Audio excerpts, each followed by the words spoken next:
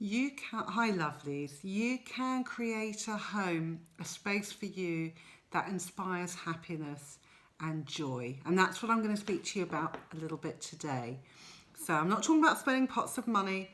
I'm not talking about having to have lots of skills or anything else like that. I'm talking about simple ways to make your home feel happier and safer and more secure, so that when you're in your home, and lots of us are spending a huge amount of time at home, obviously working from home and all that kind of stuff, that you're in your happy space, and that is going to promote better well-being and help with your anxiety. So I'm surrounded by lots of my friends this morning, and they are my friends. These are my plants, some of my plants. This is an aloe vera that my friend Lisa gave me a few years ago, and it's grown and grown.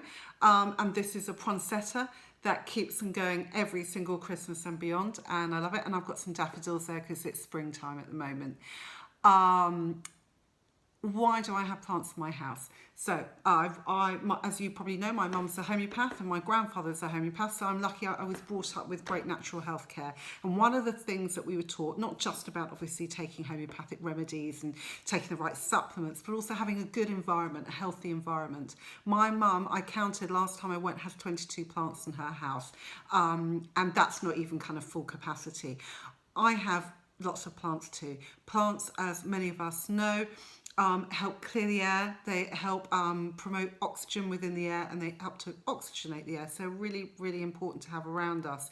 When we look at the colour green, it's a really uplifting colour. So when you look at it and you see this vibrant colour, it lifts your spirits. So wherever you're spending a lot of time, particularly if you're working on a computer or a laptop, it's a really good idea. We've got a television in the room. It's a really good idea to have some plants around. Looking at them will lift your spirits. Looking after them when you are nurturing and looking after something else, it helps promote good well-being and positive feelings. And also they're going to be your friends. They're going to clean the air for you as well.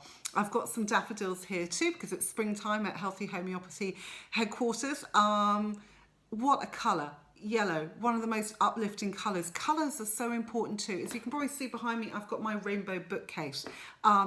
Actually, surprisingly easy to find books in there because you start to remember them more visually than you do necessarily what it says, what the words actually say. But it looks lovely when people walk into, this is my kitchen, when people walk into my kitchen, they see this wall of colourful books. It lifts their spirits and it lifts mine every single day. And, like many people, I'm in and out of my kitchen all the time.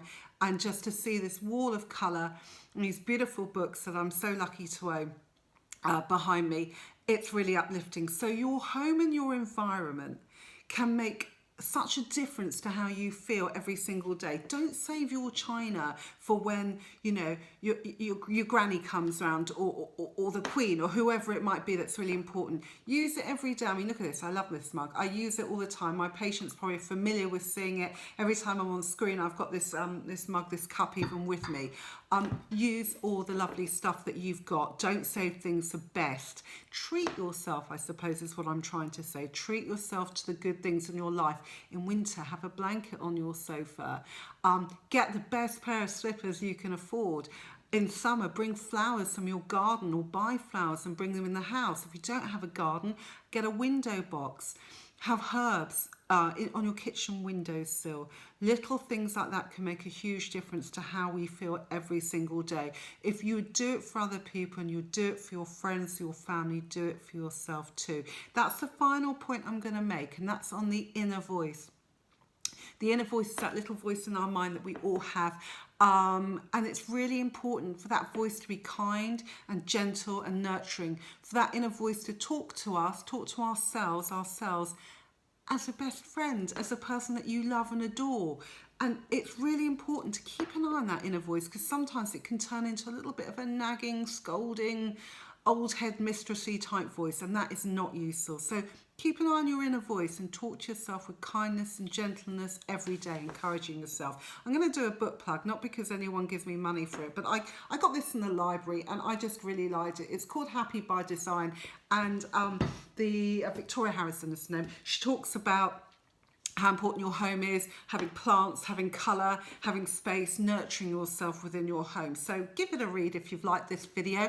Definitely subscribe to my YouTube channel. And don't forget, I do those free 30-minute phone consultations if you'd like to take me up on that if you haven't already. Speak soon, lovelies. Bye.